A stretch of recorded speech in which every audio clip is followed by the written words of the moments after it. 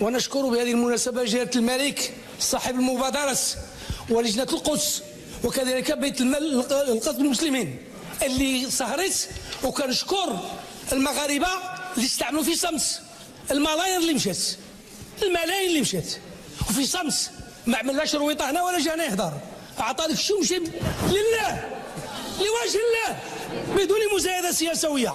وهاد الناس هادو كنشكرهم كثيرا وكنطلبوا من جهه الملك الاستمراريه، الله يجزاه بخير في هذه الاعمال الخيريه، ولا شك لا يتردد كل المحطات جهه الملك المغرب واقف بدون فيسبوك بدون خطابات بدون اي شيء، رغم الهكويا السيناريو الى اخره، ولكن المغرب يشتغل في الصمت وبحكمه وباخلاص لوجه الله سبحانه وتعالى، وكنشكروا على الحكومه على الصمت ديالها وما عمرها سكتت وما عمرها جات اللور، وشكرا. لانه ما عندنا فيها غير كنضربوا التصاور ونقعدوا ولا نفعل شيئا. حنا هنا خاصنا نفرقوا بين جوج المساله. اتصلت الله يجازيك بخير.